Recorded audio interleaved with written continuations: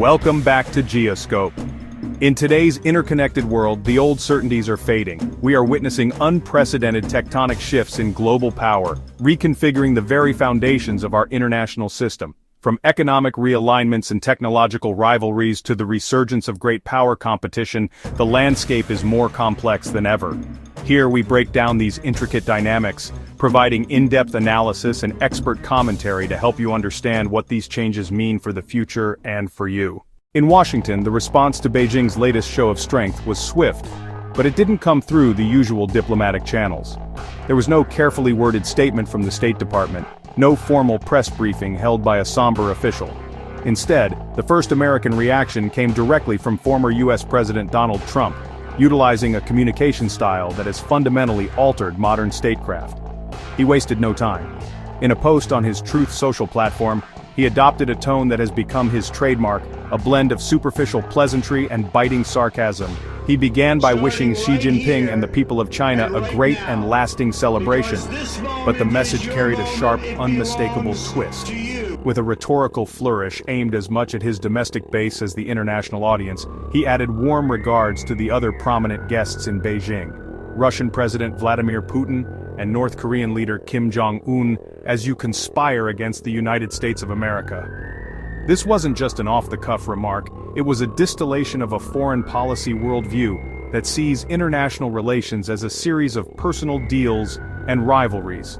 It's a strategy that forces global leaders and intelligence agencies to monitor social media feeds for policy shifts, creating a chaotic and unpredictable diplomatic environment that stands in stark contrast to the meticulously planned messaging emanating from Beijing.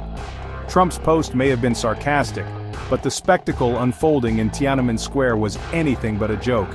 This was a meticulously choreographed display of power, a piece of political theater designed to achieve multiple goals simultaneously. For the domestic audience, it was a powerful dose of nationalism, reinforcing the Communist Party's narrative of a rejuvenated China finally taking its rightful place on the world stage. For the global audience, it was a stark demonstration of hard power. Thousands of soldiers from the People's Liberation Army marched in perfect synchronization, a sea of olive drab and crimson flags. But the real message was in the hardware that followed. China showcased its most advanced weaponry, including the DF-17 hypersonic missile, a weapon designed to evade U.S. missile defense systems. Advanced stealth drones and new naval assets rolled through the square, each piece a testament to China's two-decade-long military modernization program, which is now bearing formidable fruit.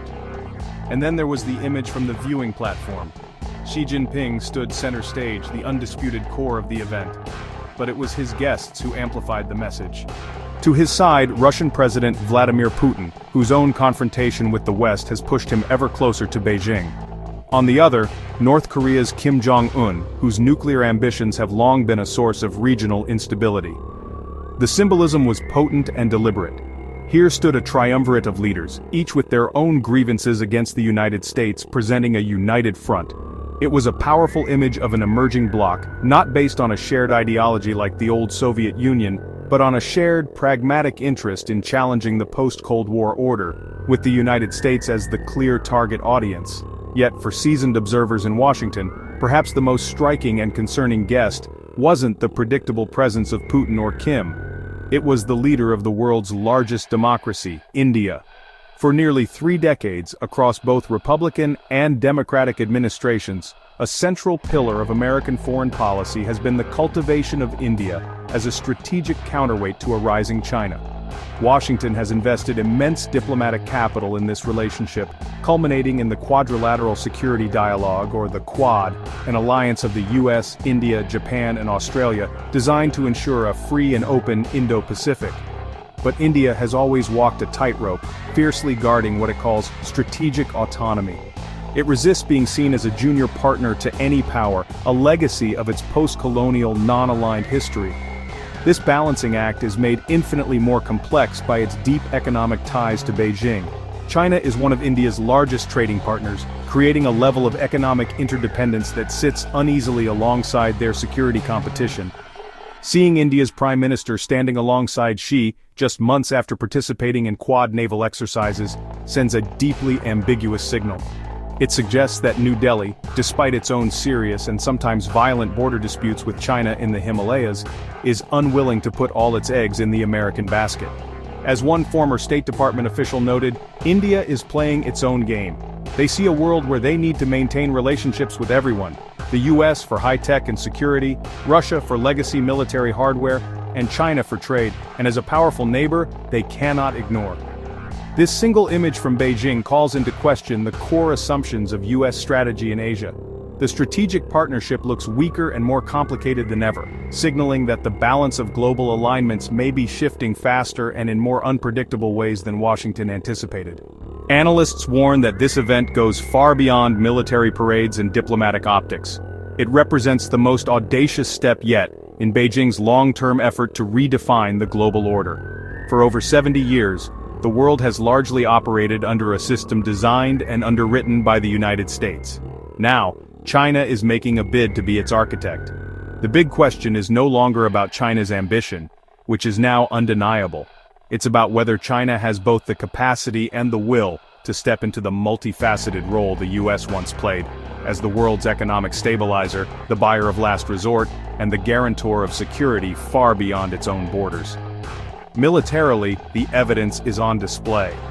China is not just expanding its arsenal, it's fundamentally reorienting its military from a defensive force to one capable of projecting power globally. Its navy is now the world's largest, and it is rapidly building a fleet of advanced aircraft carriers and establishing a network of overseas logistical hubs.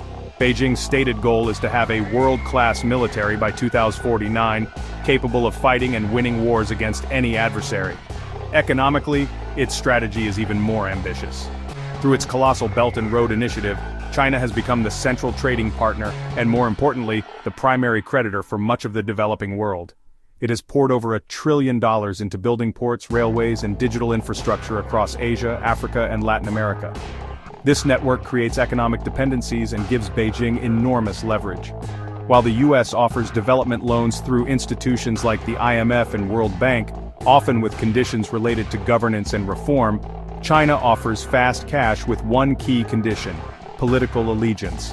Technologically, Beijing is pursuing dominance through initiatives like Made in China 2025, aiming to lead the world in AI, quantum computing, and biotechnology. Its control over 5G technology through companies like Huawei allows it to write the rules for the next generation of digital infrastructure. Politically, Xi is methodically building a parallel universe of international institutions. Forums like the Shanghai Cooperation Organization and an expanded BRICS group are being shaped into platforms that challenge the dominance of Western-led bodies like the G7. Within these groups, China promotes its own vision of global governance, one that prioritizes absolute state sovereignty and non-interference in internal affairs, a direct counterpoint to the Western emphasis on human rights and democratic norms. Whether China can sustain this four-pronged push is still uncertain, but the intention is crystal clear. Meanwhile, as China executes this grand, multi-decade strategy, the United States appears stuck in a reactive crouch. Exhausted by decades of war in the Middle East and increasingly consumed by deep political divisions at home, Washington struggles to mount a proactive response. Instead of shaping the future, it is often seen responding to events that Beijing initiated years earlier. Former officials from both parties argue that Washington no longer has a coherent, long-term strategy toward China. What it has is a shifting collection of tactics, a trade war under one administration, an alliance-building push under the next. These moves are often contradictory and frequently shaped more by the pressures of domestic politics than by a sober assessment of long-term national interest. The result is a policy that lurches between confrontation and engagement, confusing allies and providing adversaries with a clear playbook. Allies in Europe and Asia, who once built their entire security architecture on the foundation of US predictability, now see a partner whose commitments can seem to change with every election cycle. They are forced to hedge, to build their own relationships with Beijing, because they can no longer be certain that America will be there in a decade's time. And adversaries like Xi Jinping are masterfully capitalizing on that void. Xi's message, broadcast from the parade grounds in Beijing, is brutally simple. If America is too divided, too distracted, or too tired to lead, then China is ready, willing, and increasingly able to fill the vacuum. It offers a clear alternative, not democracy but development. Not individual liberty, but collective stability. Not a chaotic alliance of equals, but a hierarchical order with Beijing at its center. For a growing number of countries around the world, tired of Western lectures and searching for a predictable partner to help build their economies, that offer is becoming dangerously appealing. The spectacle in Beijing wasn't just a parade, it was a global job application. And for nations searching for stability, even if not for democracy, the perceived predictability of an autocrat may be enough. The Beijing parade, with its display of advanced weaponry, was far more than military theater.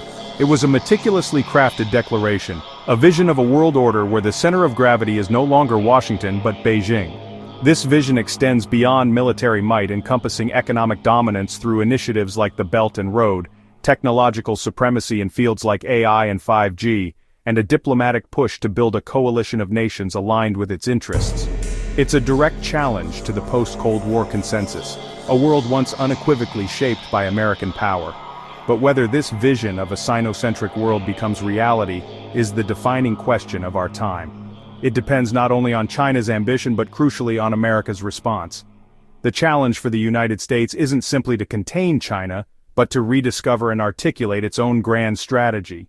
This means reinforcing historic alliances, forging new partnerships in the Indo-Pacific, and investing in the domestic foundations of its power, from technological innovation to social cohesion.